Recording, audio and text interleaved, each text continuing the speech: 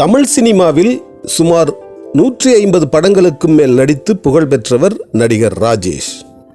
கிறிஸ்தவ மதத்தைச் சேர்ந்த ராஜேஷின் உண்மையான பெயர் வில்லியம்ஸ். இவருக்கு ஒரு மகனும் மகளும் இருக்கிறார்கள். இவரது மனைவி சில்வியா சமீபத்தில் உடல்நலம் பாதிக்கப்பட்டு இறந்து போனார். நடிகர் ராஜேஷ் நடிப்பது மட்டுமல்லாமல் மிகப்பெரிய தொழிலதிபராகவும் இருந்து வந்தார். பல்வேறு ஹோட்டல்கள், கன்ஸ்ட்ரக்ஷன் கம்பெனிகள், ரியல் எஸ்டேட் பிஸ்னஸ் என்று மிகப்பெரிய தொழிலதிபராகவும் இருந்து வந்தார் ராஜேஷ். தன்னை கம்யூனிஸ்ட் என்றும் மார்க்சிஸ்ட் என்றும் கூறிக்கொள்வார் நடிகர் ராஜேஷ். அதே போன்று பெரியாரிஸ்ட் என்றும் தன்னை பகுத்தறிவுவாதி என்றும் பேசிக்கொள்வார். அதே சமயம் ஜோசியத்தில் மிகப்பெரிய நம்பிக்கை உள்ளவர் நடிகர் ராஜேஷ். கைரேகை, முகராசி, பெயர் ராசி, ஜாதகம் ஆகியவற்றில் தீவிரமான நம்பிக்கை உள்ளவராக இருந்த மிகப்பெரிய மூடநம்பிக்கை உள்ளவராகவும் இருந்தார் ராஜேஷ்.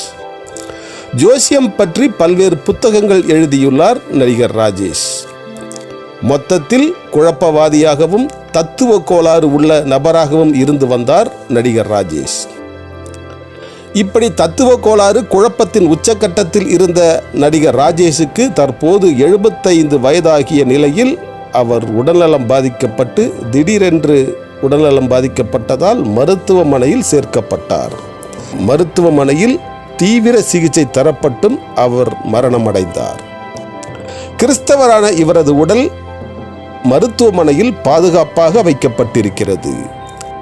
அமெரிக்காவில் இருந்து இவரது மகள் வந்தவுடன் ஜூன் 1ஆம் தேதி ஞாயிற்றுக்கிழமை நல்லடக்கம் செய்யப்படும் என்று அறிவித்திருக்கிறார்கள் அவரது உறவினர்கள். நடிகர் ராஜேஷ் மிகச்சிறந்த நடிகர் என்றும் அறிவாளி என்றும் கூறப்பட்டாலும் அவர் தத்துவ கோளாறு உள்ள ஒரு நபராகத்தான் பலராலும் அறியப்பட்டிருக்கிறார்.